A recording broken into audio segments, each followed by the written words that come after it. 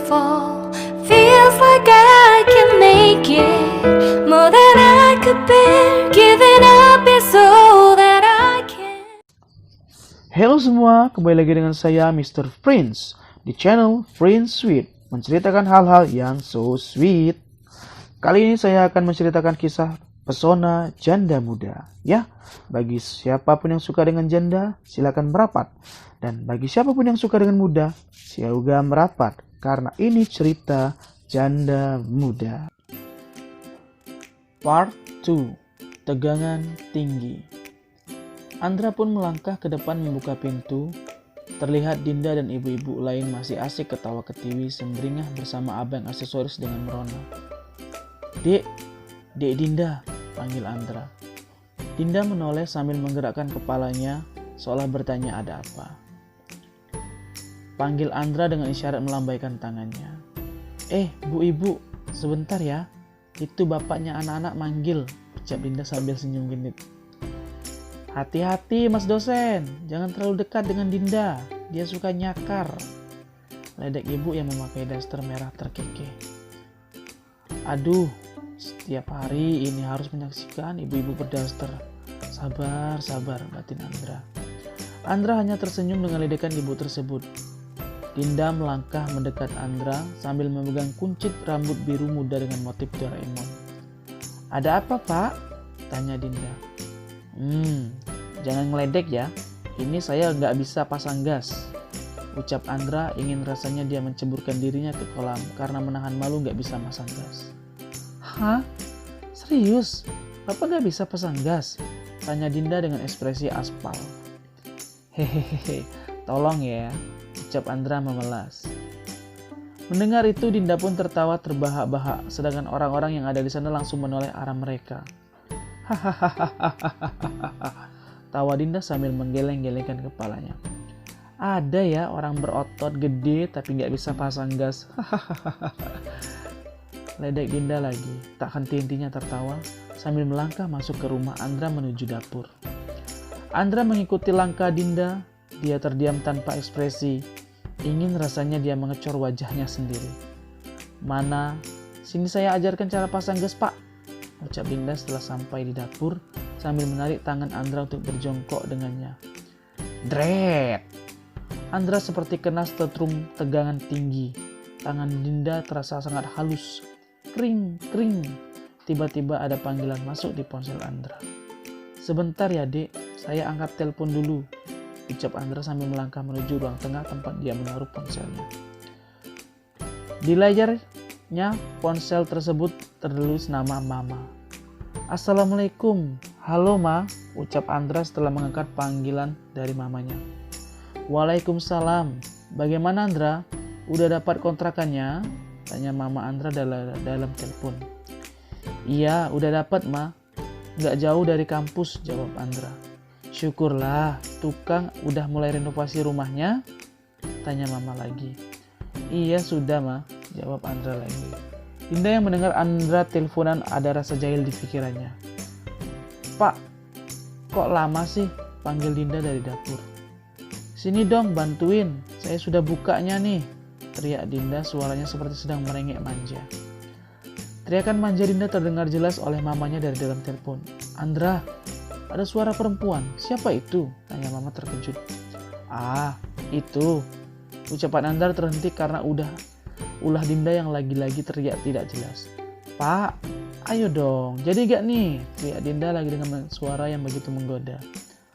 Aduh, ngapain sih kamu teriak kayak gitu, dasar perempuan aneh, batin Andra kesal. Ma, udah dulu ya, Andra lagi repot banget sekarang. Nanti Andra jelasin, ucap Andra beralasan bingung. Andra, tunggu, jangan dimatikan teleponnya, jelaskan sekarang, ucap Mama curiga. Ah, sayang, kok lama banget sih teleponannya? Lagi-lagi Dinda merengek dengan manja yang dibuat-buat. Dinda cekikikan di dapur, dia kira pacar Andra lah yang nelpon. Astagfirullah, Andra. Apa itu sayang-sayang? Teriak Mama powerful. Tut. Andra pun memutuskan sambungan telepon dari mamanya. Kamu apa-apaan sih? Teriak Andra kepada Dinda yang sedang cekikikan puas di dapur. Apaan sih Om? Marah-marah bae. Goda Dinda tanpa dosa sambil tersenyum dengan turunkan alisnya yang melengkung sudah seperti daun pisang. Andra mendengus kasar. Dia tidak habis pikir dengan kelakuan wanita aneh yang ada di hadapannya. Bagaimana gasnya? Bisa nggak? Tanya Andra dengan wajah yang mengambang. Udah, gini aja mah gampang. Anak dalam kandungan aja bisa. Ledek Dinda sambil melangkah keluar rumah. Hei perempuan, terima kasih ya. Tahun baru kita bakar-bakar, ucap Andra asal. Hei ibu-ibu, lihat tuh si Neng Dinda wajahnya semberingah banget seperti ada sesuatu gitu. Ledek ibu-ibu yang sedang duduk di warung Dinda. Hahaha, jangan berpikiran yang macam-macam ibu-ibu. Cuma sedikit aja kok, ucap Dinda dengan genitnya sambil tertawarnya. Keesokan harinya, mentari pagi sudah menyingsing, banyak orang yang berlalu lalang untuk menjalankan aktivitasnya di pagi hari. Andra memperhatikan lingkungan sekitar tempat dia mengontrak saat ini yang termasuk jalan utama, sehingga bisa dilalui oleh mobil. Andra menghirup teh hangatnya sambil duduk di depan jendela. Dia sudah merasa nyaman duduk di situ dan yang jelas dia juga bisa melihat ke tetangga sebelah yang selalu menggoda. Astagfirullah, apa yang ada dalam pikiranku ini? Tidak mungkin aku... sudahlah. Andra tidak ingin terbuai dalam nafsu rayuan setan yang tidak ada habisnya. Andra beranjak dari tempat duduk lalu mengambil laptopnya di atas nakas ruang tengah. Dia kembali membuka laptop dan mempelajari bahan ajar yang akan ia jelaskan kepada mahasiswanya hari ini. Saat Andra sedang fokus dengan materi pembelajarannya, tiba-tiba terdengar suara ketukan pintu dari luar. Tuk, tuk, tuk. Permisi. Assalamualaikum. Salam seseorang tersebut. Andra sangat paham dengan suara itu, siapa lagi kalau bukan Ratu Genit Dinda. Ia bangkit lalu segera membuka pintu, namun Andra lupa kalau saat itu ia hanya memakai boxer pendek yang memperlihatkan paha dan bulunya. Iya, waalaikumsalam, jawab Andra lalu membuka kunci pintu dengan tergesa-gesa. Saat ingin membuka pintu, tiba-tiba kuncinya macet. Srek, srek.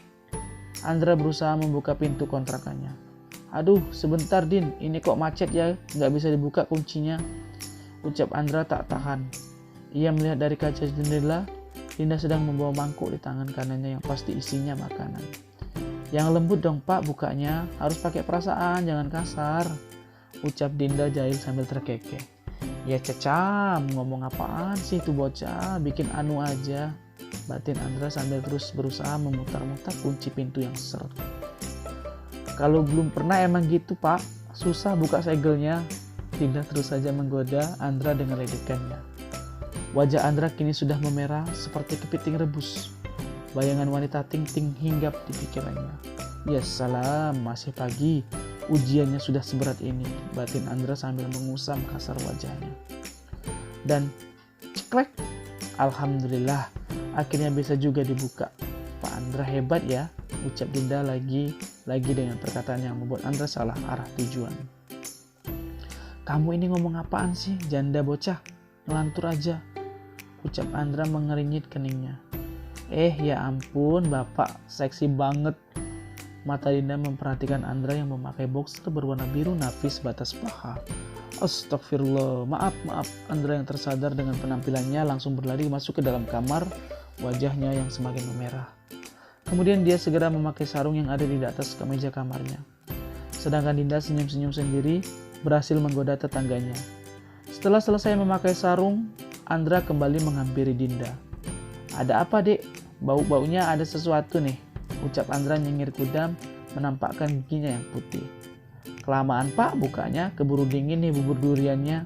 Dinda merengut sambil memberikan buburnya dengan pura-pura menyun pada Andra, membuat dirinya terlihat begitu menggemaskan untuk seorang dosen tersebut. Wah, makasih ya dek. Sebenarnya kamu gak usah repot-repot seperti ini dek.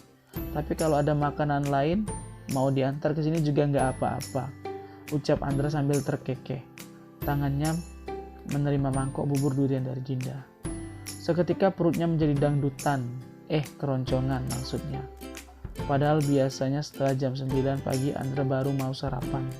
Tapi entah sekarang baru jam 7 pagi Perutnya malah sudah meronta-ronta, ingin secepatnya memakan bubur durian pemberian dari janda bocah yang menurutnya genit itu.